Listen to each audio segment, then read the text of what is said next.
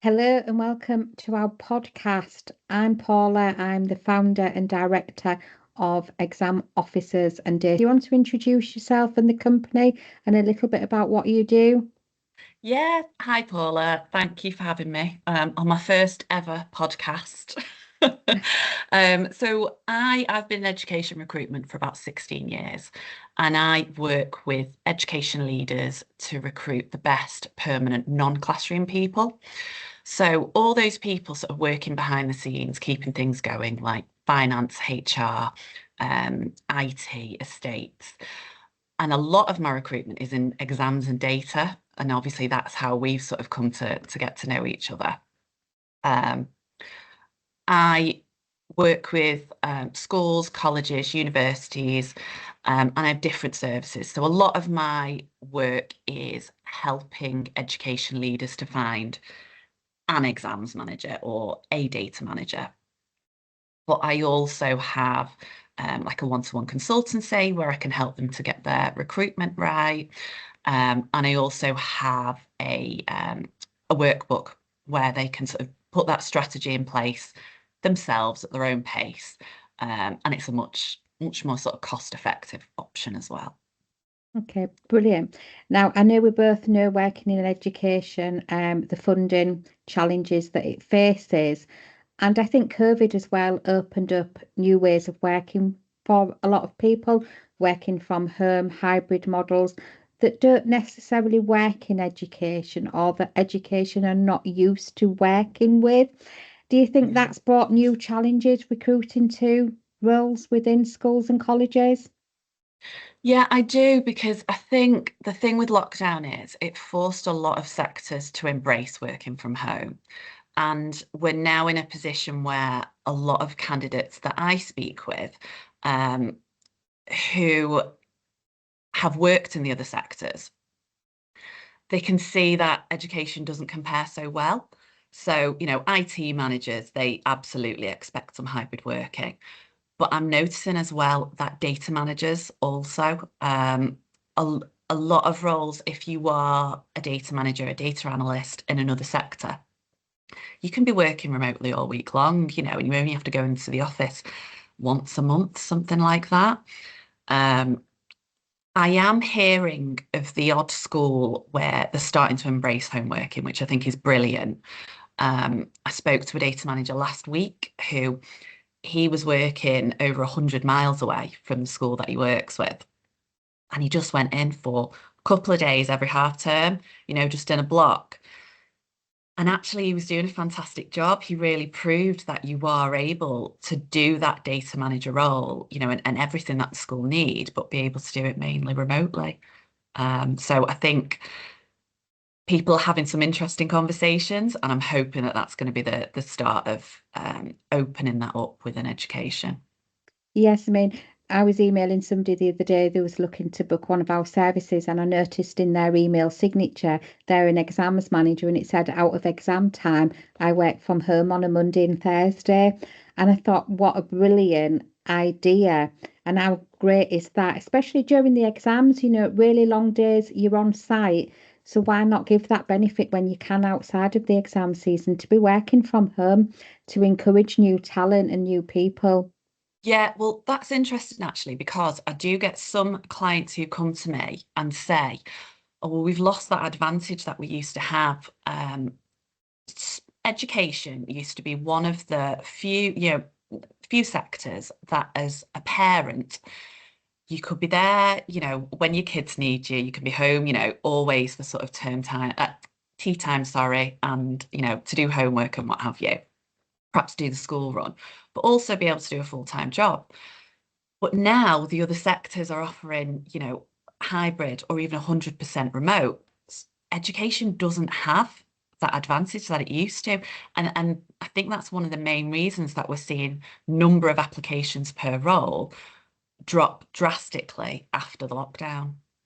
Yeah, it's interesting. And it's interesting, talking about people developing new ways of working. It's quite hard sometimes within the education sector for them to sort of think about other ways of working so they can attract new talent. And I know you've done a lot of work, Kelly, on attracting new talent and getting people into data and exams roles. Can you share with sort of any of our listeners your tips and hints on how we can do that? Yeah, I mean,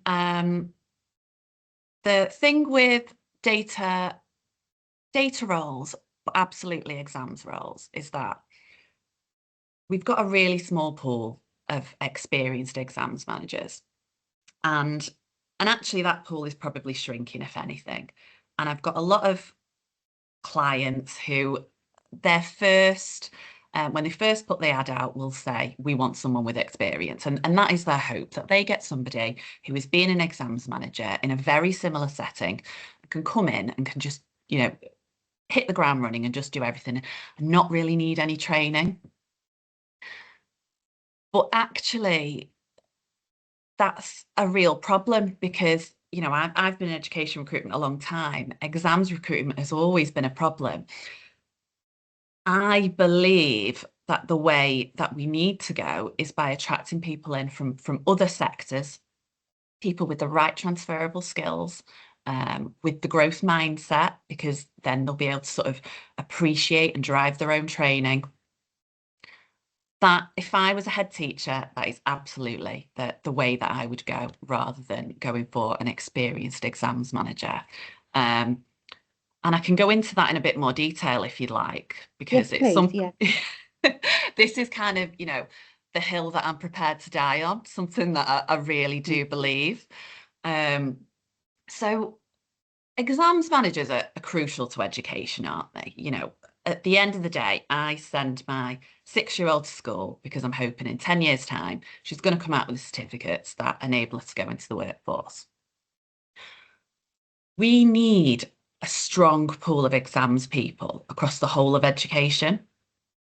And the only way that we're going to do that is by training up the new wave of exams specialists.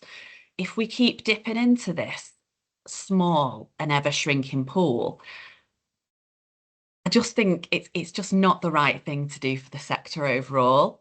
Yeah, and we push it, don't we? If we take an experienced member of staff from one school or college to go to another, then we're Yeah, just leaving another vacancy somewhere else. People are just, if I see sort of a vacancy near home, I know everybody will just have sort of a move around, and yeah, it's attracting that new talent. But I know over the last few years, we've seen a huge increase for the demand for our mentoring and training services. yeah, So we've got schools that have gone out and taken people, as you said, with those transferable skills. Then we go in as experienced exam staff and mentor and train them for the first year. And we've seen huge successes from it. People that are really happy in the role, and schools that have found somebody that's, happy in the role, willing to stay, and the school hasn't had that responsibility or that onus for them to provide all that training and support, because sometimes there's not that knowledge within the school. So we're able to go in and support that and deliver it. And yes, like everybody says they've got to be experienced. Well, we have to start somewhere. We have to get new talent in. yeah.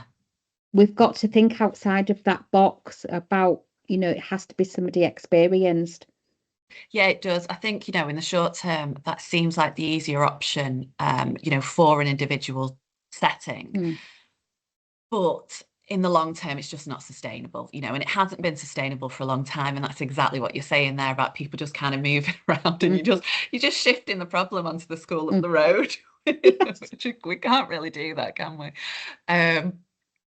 But yeah, that and I have signposted a few education leaders to you, because I think it's such an important service. And I see a lot of schools where they do get really hung up on that training part, Mm. and there is a real worry that they're going to bring somebody in, but they're not going to be able to give them the training that they need to be able to thrive. And I absolutely do understand that concern. But as I'm always pointing out, there's always options. If you're part of an academy trust, there should be somebody there helping you support this new person. You've got external providers like if you are perhaps a standalone school or you've not got any capacity within the MAT, there are always options. And I think the thing is, actually, in education, we are brilliant at that training and development piece. So Mm. let's use that to our advantage. You know, we've got external pressures. We can't compete on salary. You know, we're not brilliant at doing the sort of remote working part. We've got all these external pressures like a high employment rate. We've got loads of compliance that we need to go through that other sectors don't. But you know what? Training and development, there are very few sectors that compare with education. Um, so I think that's, I don't see training and development as an obstacle. I actually see that as a real benefit and a way to bring somebody in, something you can sort of really capitalize on to get the right person. Yeah, because the school who contacted us previously actually wanted to say on their advert, if you don't have any experience, you're still welcome to apply for the position. We've already put in place an external training and support package, which was us. And so people looking at the post could look at the transferable skills that they had to take to it, and knowing that the school had already taken those steps to make sure that they were supported within the exams role. And I think it was fantastic. And it was great to share that on social media and say, there is a way, if you're thinking outside of that box, there is a way to get more talent into the education sector and especially into sort of exams and data. Yeah, absolutely. And I mean, so many candidates that I speak to say, oh, I've always fancied working in education, but they won't consider me, will they? Because I'm from retail or I'm from Mm. hospitality. It's like, no, no, a lot of places will. Mm. But I suppose the process is quite difficult for a candidate to negotiate. And I think there are lots of things that recruiting in education, education leaders assume that candidates will know. Mm. But actually they don't, and we do need to really sort of spell them out, and spelling out, yeah, we've got training already set up and we will consider your application.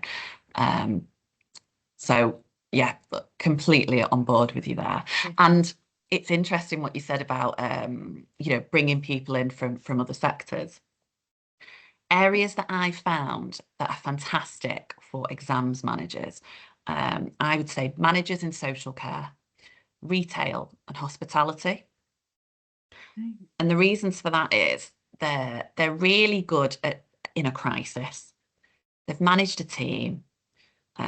They've probably been in a position where they've had to build a team from scratch to get themselves through the peak periods, which I think aligns really well with getting your invigilation team together. Um, they're working to guidelines. They're generally professional people because they're sort of outward facing and dealing with the public.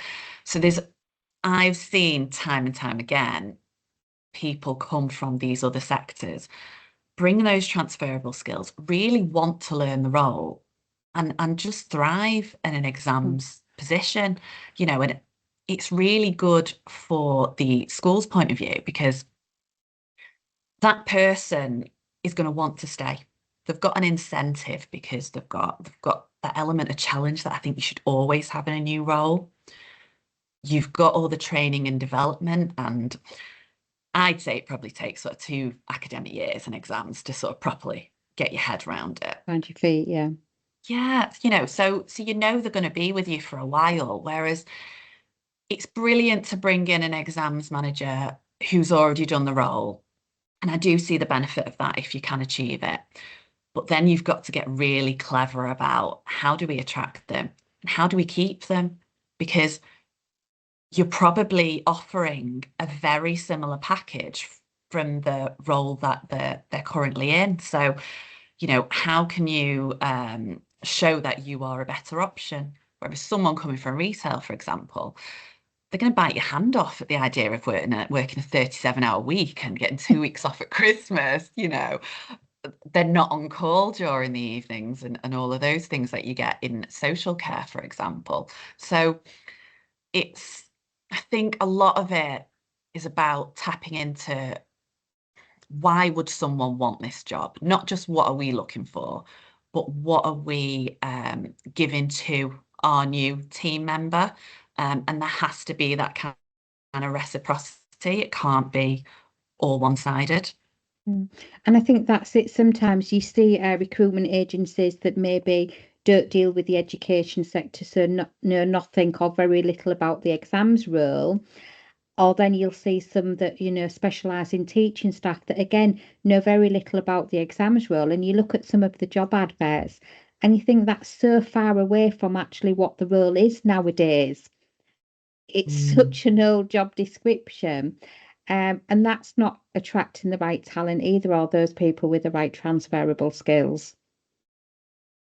Yeah, absolutely. I mean, this is why I set up my business, A Point Head, nearly 5 years ago now. So I'd work in education recruitment in predominantly supply teaching. And the way that you set up an agency, sort of the industry accepted way, is that you start off with supply teaching because that's where all the demand is. You get a massive pool of supply teachers, and that is sort of your bread and butter of your business. And then you might leave it there, or you might add on supply TAs. And then when it comes to those support roles, if you are calling your sort of, supply agency, you probably do a brilliant job for you on a day-to-day basis. Don't get me wrong, that is a hard job to do. But it is very different if you are calling them and saying, I want an exams manager or I want a data manager. And probably the reason that you're finding that the ads are a bit dry and old-fashioned is they're probably from ChatGPT. And they're really formal and they're not. And that's the thing, they're not going to engage a candidate. They're just so dry. Actually, a lot of the time I read those ads and I think, I don't even understand what you're asking me for. So no wonder people aren't applying. They don't know what you're on about. So, anything else? Any other hints and tips you can share with the listeners, Kelly, about recruitment, either into exams data or the education sort of, support roles in general? I could talk to you all day about it. It's a subject very close to my heart. I think the number one problem that we've got in education, and there's nothing that we can do about those. But I have clients come to me all the time saying, we've tried to recruit through our usual channels and it hasn't worked. And then I'll take them through my process and it works. And what is brilliant about that is there is so much that is within our control if you know how to do it. I think the big problem in education is that we're still relying on methods that were put into place decades ago. A lot of places are still going through that same process of, we've got a vacancy, we'll put it on test for 4 weeks, and we'll just really keep our fingers crossed that the right person comes up, and then we'll take them through step 1, 2, 3, 4, 5. The thing about that is it doesn't work for today's candidates. So it is just outdated now. The main problem being is that it doesn't engage candidates. So the main hurdle that you've got, it's not the main one, maybe the first hurdle, is that you need to be able to put a job ad out there that really engages the candidates. And that's about sort of turning your usual education job ad on its head. So I've got a free guide on this, so I'll send you the link to that if you want to link that in the show notes. But essentially, when you think about a candidate applying for a new job, it's all about them. But if you look at an ad, usually on tests, it will start with, we are recruiting for, we are a successful school. We have just been rated outstanding. We are looking for an exams manager to join our talented team. And that's great. But actually, the candidate isn't interested in that. I mean, for one, nearly every advert you see on tests looks the same. So is your job ad going to stand out? But it's more about meeting the candidate where they are make your job ad actually all about them. If you can do 3 things in your job ad, so if you can engage and inform them and simplify your message, you will find that you'll get a real uptick in the number of applications, but you'll also get a lot more suitable applications. You'll get a lot more people who meet the spec. And through using this certain job ad format, when I work on a role for a school, I have enough people for a really healthy assessment day. So we're talking sort of 4 to 6 people in attendance, but also a backup list as well. So I've got, for each ad, I've got easily 20 people who tick all of the boxes, who meet the essentials, meet a lot of the desirables. And if you can get over that first hurdle of getting the right applications in, you'll find that all the other steps are a lot easier from that point. So that would be my main piece of advice. Get your job ad right. Spend a bit of time writing a job ad that's a bit different, that engages your candidates, and that actually you can post and know, right, the candidates are going to come to me. I don't need to spend any more time on that. Yeah, if you can nail that, then life gets a lot easier. Brilliant. And if anybody listening to this podcast, Kelly, wants to get in touch with you, how can they find you? So I'm all over LinkedIn. So it's Kelly Gordon, Kellie, Gordon. If you're not on LinkedIn, then go to my website, which is appoint-ed.co.uk. Brilliant. So yeah, anybody, struggling to recruit to support positions in schools, colleges within education, yeah, get in touch with Kelly. And as she said, she's got that guide as well, to help you sort of the first steps towards getting an ideal candidate and getting the position filled. So thank you for joining us today, Kelly, and we'll speak again soon. Yeah, lovely. Thanks, Paula.